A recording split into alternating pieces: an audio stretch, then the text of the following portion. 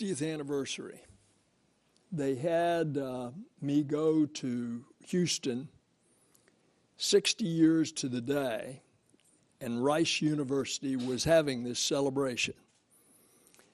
And it was in the same place that President Kennedy spoke to an audience in that Rice Stadium. This was, a long time ago. But he said he had already declared in a speech to the joint session of Congress about a year earlier. In the meantime, John Glenn had flown, so we knew we were on our way. And Kennedy went there and he said, we go to the moon not because it's easy, but because it's hard. And space is hard. And there are those discoveries in overcoming this very hard environment that are going to fill us and our nature as discoverers and as adventurers. And that's why we're going back to the moon and then on to Mars. Thanks, Jackie. Thank you, sir. And now, Deputy Administrator Maury. Is it on? Okay, great. It is really a thrill for Bill, Bob, and I to be here with the Artemis II crew to see their flight hardware.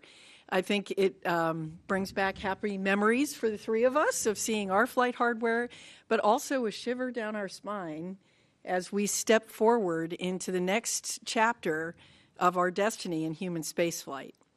So we are going to stay, as the administrator said. That's very important, and we have the hardware, not just for Artemis II, but for flights all the way out through Artemis VI already in work. And that's very significant. We've been spending a lot of time the last couple of years to really focus on what are the objectives that we need to prove on the moon. What exactly do we need to learn before we're ready to go to Mars? And this is a crucial first step along that way. One of our North Stars is science. That's why we explore, to learn more about the universe, our solar system, our Earth, ourselves.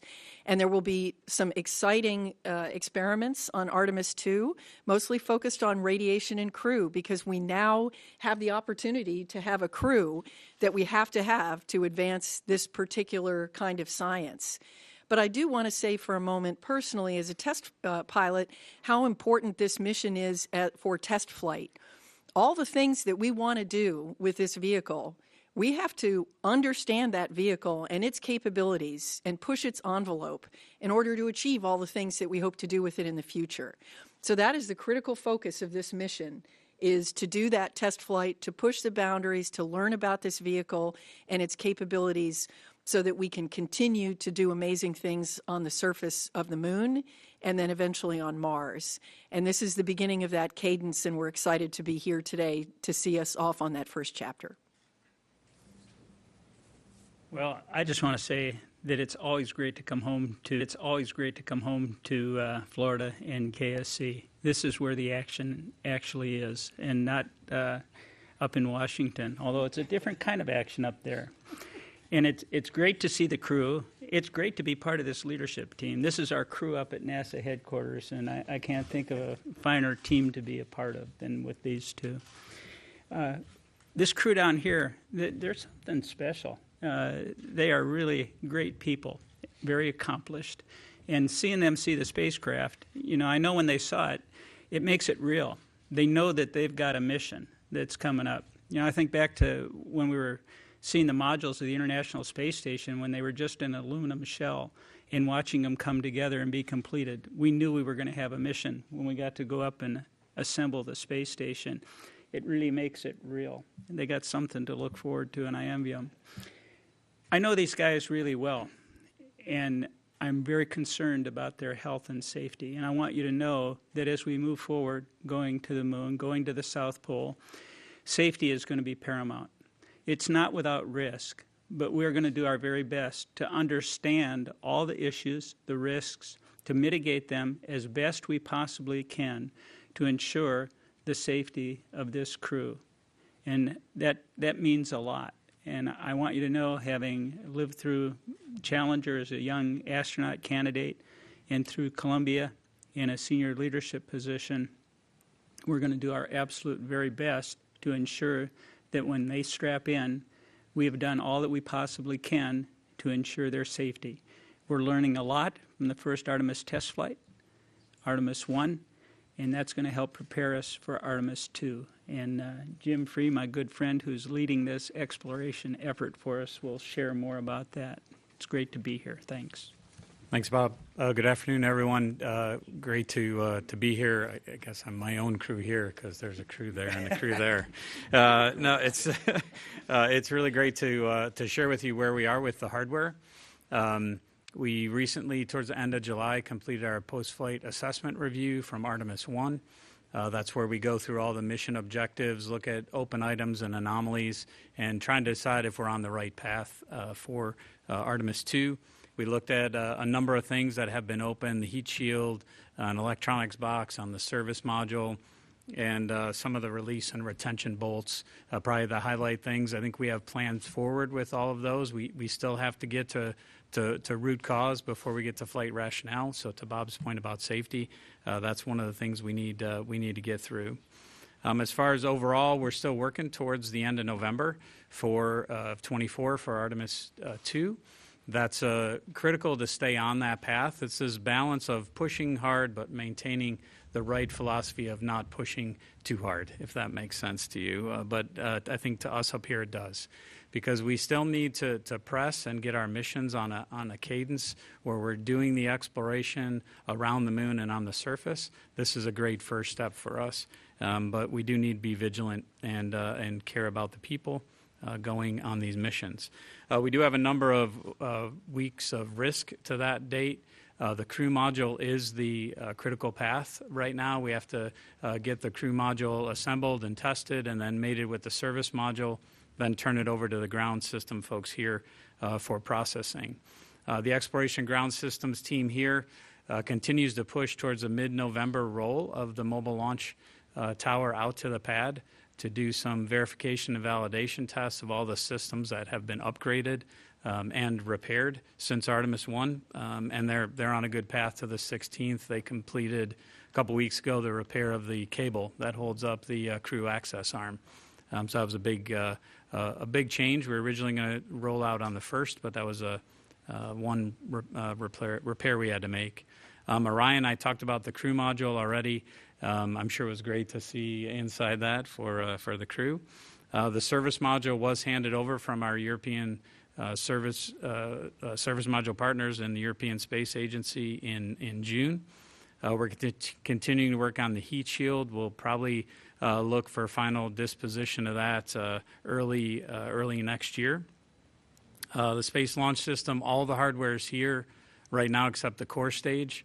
We're holding the core stage back in Louisiana for some repairs that we need to make to one of the downcomers, and that'll probably be shipped in the November timeframe. There's no impact to the overall critical path or anything for stacking, which will probably start in the February timeframe of next year. From a flight ops perspective, obviously the crew training is well underway. The landing and recovery team, which is part of the ground system group here at Kennedy, did the underway recovery test number 10 last week, which included a night recovery. And I know the crew got to see the team in San Diego before they put to sea. We're really not working major issues right now. We have some of the dispositions I talked about, but I think we're on a good path, and I want to stress that vigilance piece. I tell everybody, and I think I sat here at this table and said Artemis I was a great mission. We learned so much from it. The success was incredible. The only thing that carries over from that mission is the engineering. We're using all new hardware, so that vigilance of putting that hardware together and calling out when things are not right or there's a concern is really important, because these four folks next to me here depend on us to do that. So that'll be a focus of the team, and look forward to talking to you as we head closer to Artemis II. Reed? Awesome. Thanks, Jim. We made it to Kennedy. This is awesome. I'll speak on behalf of Victor, Christina, and Jeremy, and then we'll get into some questions. But we're fired up. It's a great day yesterday when you walk around the corner at the Neil Armstrong Operations and Checkout Facility, and there's your spacecraft that you're going to ride in. The ship, as they call it, over there. And we got to look inside and hang out, and it was really quite fascinating. We've been busy since April 3rd. It kind of started with a bit of a media blitz, but then we got down to work. We've been studying spacecraft systems at the Johnson Space Center. We have gone out to Denver to visit with the Lockheed facilities out there and meet the engineers that are working on the vehicle from the software, controls, and displays. As Jim said, we were out in San Diego working with our beloved United States Navy and the rescue and recovery forces that are working alongside NASA. And now here we are for our first visit as a crew to Kennedy Space Center. I think I want to touch on just two quick things. First, we get asked often what the measure of success for Artemis II is. And to the four of us sitting here, the measure of success for Artemis II is seeing our colleagues on the lunar surface, seeing our colleagues assembling Gateway, and then seeing people that are following in our footsteps walking on Mars and coming back to planet Earth. Like, that is the measure of success for us. Artemis II is the tiniest footnote in the Artemis campaign, and that is really what we believe. And every day that we go to work, we're looking at this vehicle for the future. We're not looking at this vehicle for Artemis II, and that means a lot to us. The other thing that I wanted to say, because it's really struck us, is we hear about the hardware, and it's real. Most of you saw it this afternoon with the spacecraft. Those that have been to Michoud have seen the booster. Out in Utah, our solid rocket booster segments are getting ready to be shipped down here for stacking. But as we go around and see the hardware, the thing that blows us away is the quality and the youthfulness of the people that are working on this program. These Americans, these Europeans, our Canadian allies to the north, when you get in these small rooms of 15 to 20 people and you see not only how hard they're working, but how motivated they are, how excited they are to be a part of this every single day. I wish every American, every Canadian, every European, everyone that's a part of Artemis, I wish they could just go see what we get to see, the quality of these people. It is totally awesome. Thank you. Thanks, Reed. And now we'll take your questions. For those of you joining us on the phone, you can press *1 to join the queue. And for those of you in the room, if you could wait for the mic to reach you. First, we have a question with Marcia Dunn with the AP. Marcia Dunn, Associated Press. Maybe for Mr. Free, or I don't know. What's your working target date for Artemis III? Is it still late 25? And for Artemis II, is there any thought being given to upgrading to a real orbital flight? And if not, why not? And maybe you could tell me if that adds so much more complication that you wouldn't even want to try it, Reed. I don't know. But those are my questions. Yeah, so for Artemis III, we're still working to our contractual dates with everyone, which is the December of 25. We did receive a updated schedule from SpaceX that we're looking to get some more detail on. We were at Starbase a couple weeks ago and really spent some time going through their major milestones to the Artemis III mission, which includes a prop transfer mission as well as the uncrewed demo. So really kind of sharing our philosophy, their philosophy, where they are with the hardware, trying to understand their schedule some more. So I think we'll look at that and update around that in the near future after we have some time to digest it. But what we're holding all the contractors to is that December of 25 date. We may end up, flying a different mission if that's the case. If we have these big slips out, we've looked at can we do other missions if the possibility exists there. But right now we're still trying to look at their schedule. The spacesuits are heading to PDR in October, so that's obviously another piece of hardware that is on the path, the critical path to that mission. As far as why not do an orbital mission? I think this mission was designed with safety in mind.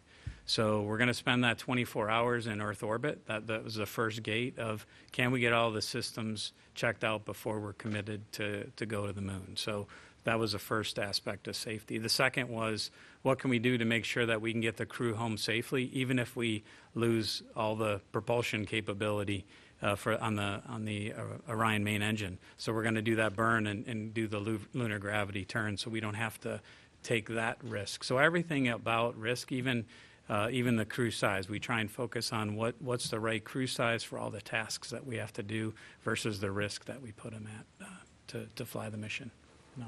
I don't know if you want to address that. The only thing I'll add is every day I go to work, Jeremy tells me that we're putting this thing into low lunar orbit, and I keep telling him, no, we are not, because we are doing the highly elliptic orbit using the interim cryogenic propulsion stage, and our TLI will be done on that European service module built by Airbus, and we're going to use our prop there. We're going to use it smartly. I look at this mission profile as 3 orbits of Earth, and I really like the way we build on it. Our first orbit is 1,200 nautical miles. We get that first 90-minute checkout of spacecraft systems, and if there's something that our mission control teams in Houston don't like, we come home. And then we do that big, highly elliptic burn, and we go out to 38,000 miles, which we're going to be glued to the window at the apogee on that one. But that gives us our 24-hour return capability, and if everything's looking good, we do our TLI burn, which is also our deorbit burn, really, and then we do a few course corrections on the way out and the way back. So I really like the way safety is built into this mission profile, and I don't think we're going into low lunar orbit on this one. Thanks all. Tom Costello with NBC, here in the middle.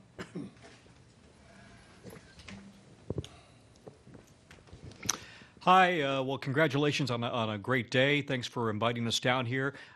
Senator Nelson, to you, there is some discussion about the fact that America isn't the only one aiming for the South Pole right now. Potentially, you've got the Chinese also targeting the South Pole, and maybe even the Russians. Can you give us a sense of what is in play here in terms of the geostrategic issue and needing to get to the South Pole? And is this a competition to see who gets there first and who would have access to that frozen ice, to the water?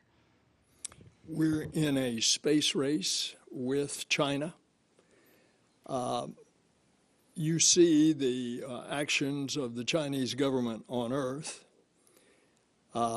They go out and claim some international islands in the South China Sea, and then they claim them as theirs and build military runways on them. It's called the Spratly Islands. So we want to make sure that the ideals of the Artemis Accords, which now have 28 countries have signed, and there will be others that will be shortly following, those ideals that we have the peaceful and cooperative uses of space together internationally. That's basically the framework of the Artemis Accords. So naturally, I don't want China to get to the South Pole first with humans and then say, this is ours, stay out, like they've done with the Spratly Islands. You look at pictures of the South Pole, it's not like what you saw where Neil and Buzz were landing, constantly lit from the sun, a few craters here and there.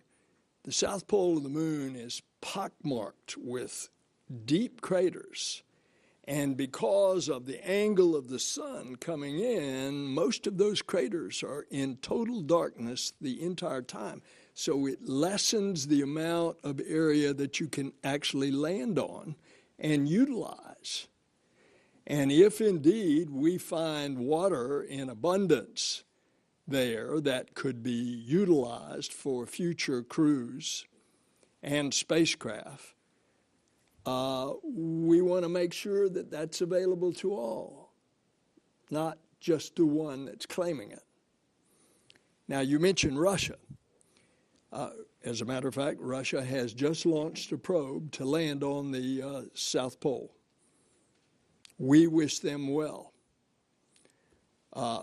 as you know, we've had a cooperative relationship with Russia ever since 1975 in Apollo-Soyuz.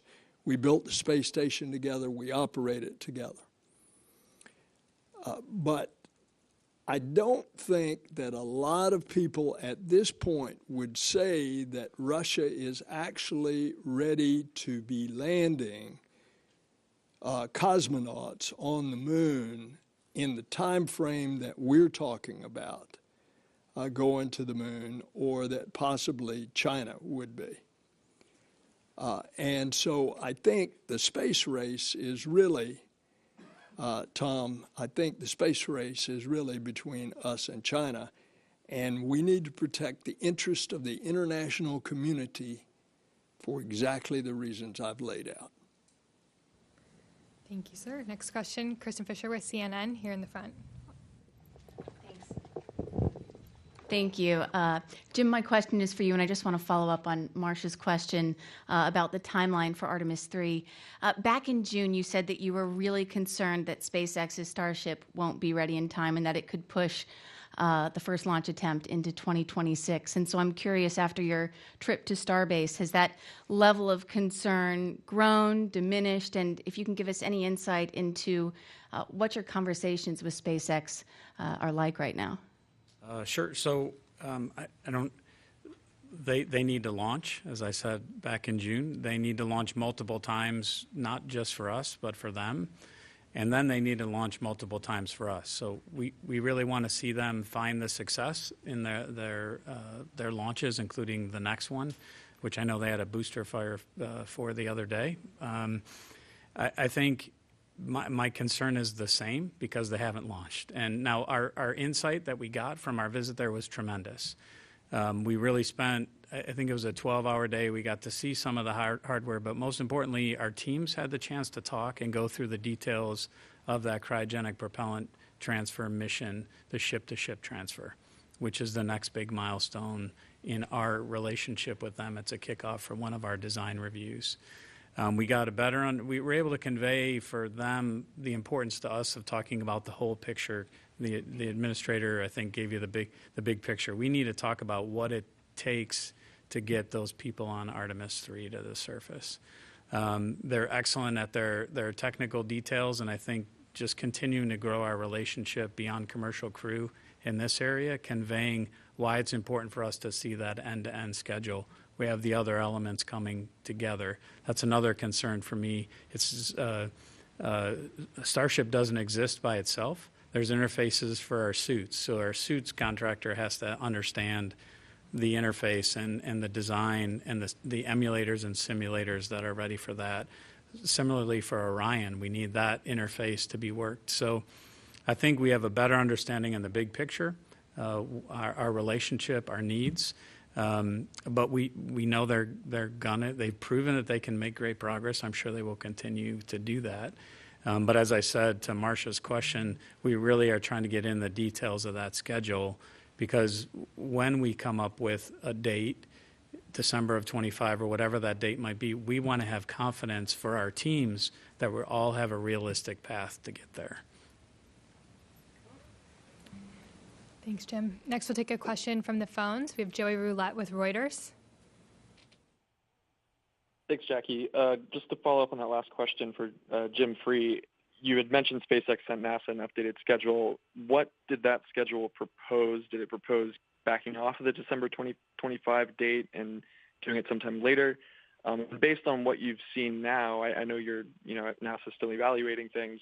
What do you think is a realistic date for that mission based on what you know now? Thanks. Thanks, Joey. I think my mom's probably watching this and say, never did I think that Jim would get more questions than the astronauts on the panel. I think our teams are really trying to understand. I'm not going to give you a date, Joey, because our teams are trying to understand what are those trades. So we obviously have to go through a contract change when we make this, because we had a contractual date with SpaceX. And we need to understand where the pressure points are that they have, where our needs are with some of the emulators, simulators, and interfaces that I talked about. and then decide what's the realism of that. We don't want to kind of zero margin schedule. We have to understand what the margin is in all of this. So in order to do that, our teams have to interact. That meeting at Starbase I talked about was one of many.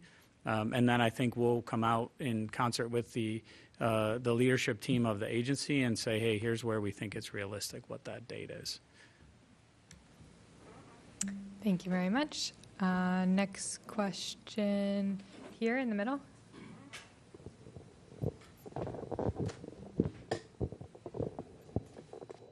Hi, Philip Sloss, of course, for Mr. Free.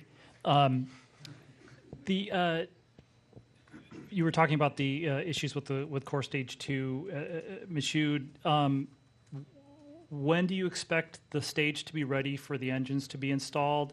And if you have, understand you still have a decent amount of margin in that schedule. What's the need date that you need the stage here at KSC? With stacking happen in February, that if it's not here in February, that's where it'll start to impact the critical path. But the Boeing team down in Michoud has a good handle on the work.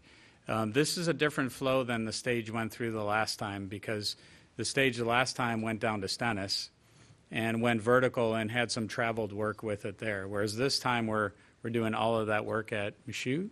So it's a little bit different flow, and we don't want to push it down here and then have traveled work down here that then brings the team from Michoud. We want them to do it. It's a little more challenging at Michoud because we have to rotate the vehicle, whereas if it's vertical, you can kind of get to all sides of it at one time.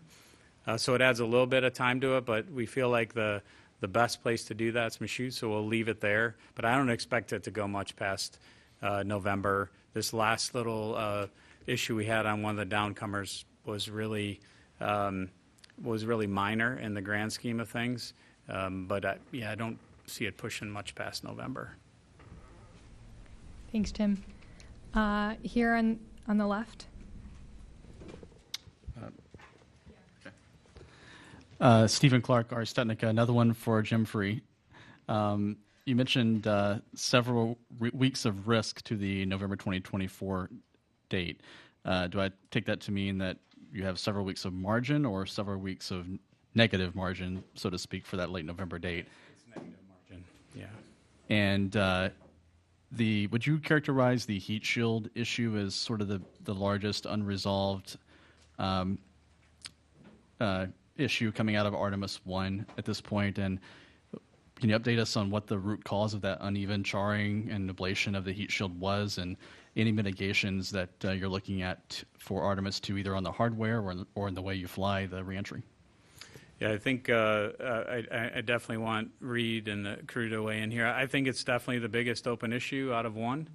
We're going towards root cause, and I think this goes to Bob's comment about safety, and what the leadership team here has asked of us is focus on root cause.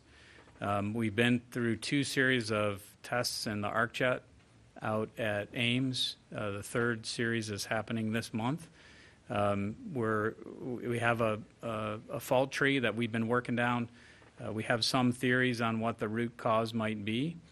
We won't talk about flight rationale until we get through root cause. We just had this conversation. I don't want the team to think about flight rationale, because as soon as you do that, you start to jump past things that might be lurking as a root cause that you might miss. So we have some ideas on what that root cause might be, and these testing series are slowly buying that down. It's tests out at Ames. We've also done tests at Langley. We're doing some tests down at Wright-Patterson Air Force Base in Dayton. So we're using facilities across the country. I think we're on a path to that root cause with the final disposition in April, and of course that's got to come up all the way through the agency. Our technical authority is a big part of that. The crew hears about it. I think they said they just heard about it yesterday, so they're heavily involved. Obviously we're going to make the right decision to keep them safe. If that decision is we have to do something drastic, then we'll do that. But right now we're on a path to press to get to the root cause, and then we'll make the final determination from there. I don't know if you want to add anything to that, Reed. I think you did a great job touching on it, Jim. And you know, every time you see me coming, you take a step back because I'm coming about heat shield. But we really have a lot of really strong trust in this team. We have some really talented researchers and engineers looking at the problem. And I know we will find the right solution. And for sure, this crew, we're not going to launch until we know we're ready, until our team knows that the vehicle's ready. And we will keep the pressure on. But so far, I think all the right things are being done. Anybody else want to comment on it? Thank you both. Next, we have another question on the phone. Andrea Leinfelder with the Houston Chronicle. Hi, this question is for Jim. I was hoping you could give a little more detail on what you meant by saying we might fly a different mission. Like, are you suggesting that if the lander isn't ready in time, maybe you'll fly astronauts around the moon for a second time? Thank you. I think we're always one of the things Pam talked on. I'm not going to get her words right, so I won't even try. But a few months ago, about what we learned from ISS. I think one thing we learned from ISS is to make sure we're flexible, so we keep human spaceflight viable. And one of the things that ISS did was really look at the assembly sequence as hardware was available and it wasn't. I think it's incumbent upon us to do that. That's what I was referring to, is we're trying to look at all the missions we could fly to keep learning. We may fly 2 and want to fly a different mission for 3 because we want to understand how the system works better. I don't want to look at it as a negative of, hey, we might not fly 3 the same way. For me, it's continuing to learn to do exactly what Reed said, so that eventually we're putting humans on Mars. We're not going to accomplish everything in one mission. We shouldn't expect to. What we should do is expect to fly it safely and advance our cause of understanding, to do our science, but cause of understanding of our vehicles and systems. Thanks, Jim.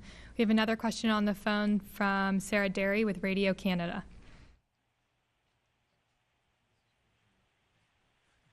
Sarah? Le vaisseau Orion, comment ça s'est passé aujourd'hui? Peut-être un mot sur ça, s'il vous plaît. I'll say a couple words in French and then in English so it's understood here as well. But pour moi, c'était incroyable de voir la capsule Orion pour la première fois. C'est la première fois que j'ai vu dedans la capsule et c'est magnifique. Et seeing the capsule for all of us sent shivers down our spines as we saw it for the first time inside, and real flight hardware made a real impression. And something that it's kind of stood out for me over the last couple months as we've been getting into the systems, digging in deeper to the systems, is that I already knew going to the moon was hard. Administrator, you talked about it. Kennedy talked about it. That's why we're doing it. I already knew it was hard, but boy, it's harder than I thought. As I start to look at all the systems and all the people trying to get to the solutions that we need to really get to the moon and get back and still be breathing when we land in the Pacific Ocean, it makes an impression.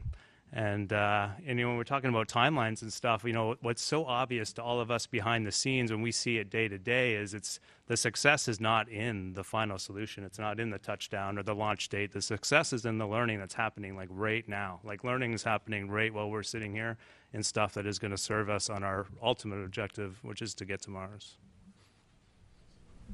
Here on the right, you to say? Yeah, J.D. Gallup with Florida Today, USA Today. Just a quick question. You talked about training and testing. What do you guys do to relax? What are you doing to kind of mentally prepare for going on this mission? You go first, I'll follow up. So, we spend a lot of time doing this, spending time with you all, sharing the good news. So honestly, when we're not doing this, that's a good time too. But no, we understand how important this is, and thank you for being here to share the story.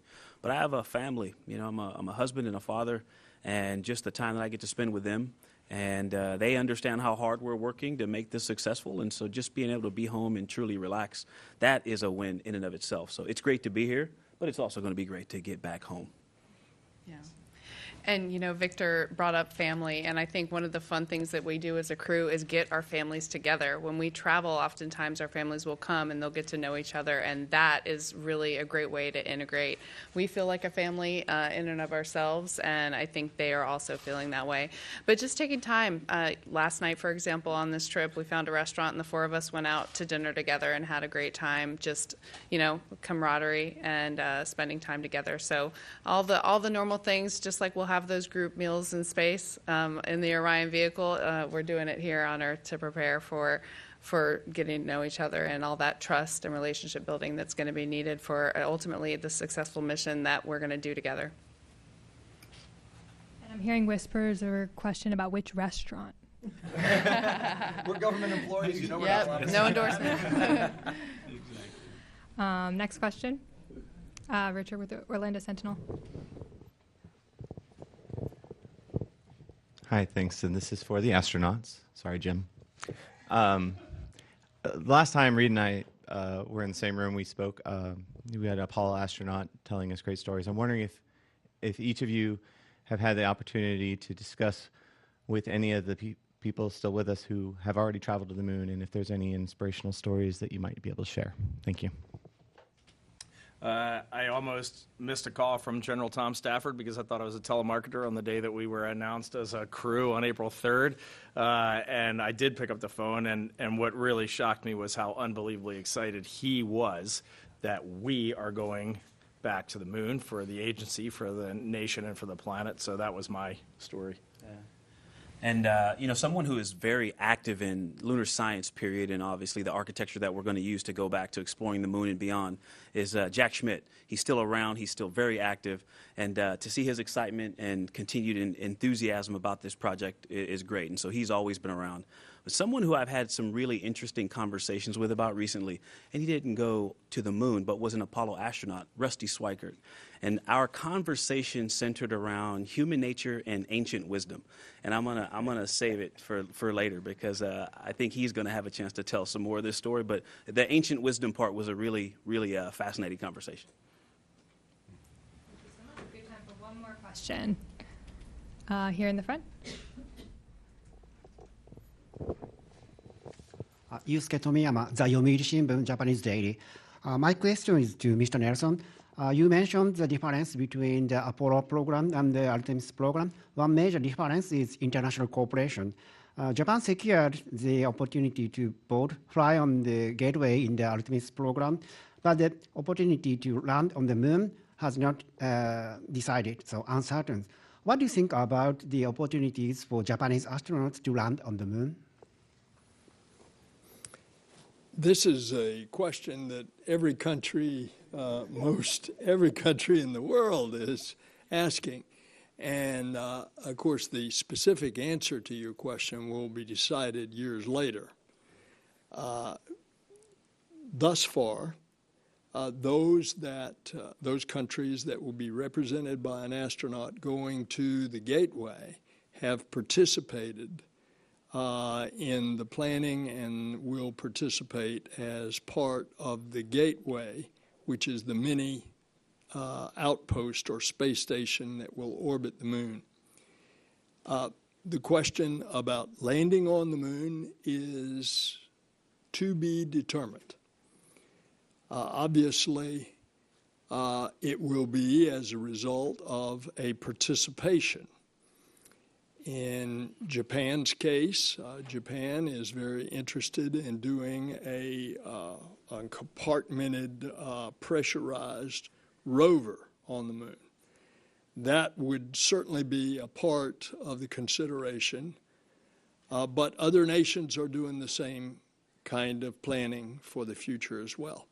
So even though we have a U.S. ambassador in Japan named Rahm Emanuel who constantly is asking me on behalf of the Japanese government these questions. Nevertheless, that's going to be determined some period in the future. All right, thank you all so much. Unfortunately, that's all we have time for today. I know we had a lot of outstanding questions, so please feel free to reach out to us in the NASA newsroom. You can learn more about NASA's Artemis missions at nasa.gov/Artemis. And I hope you have a great rest of your day. Thanks.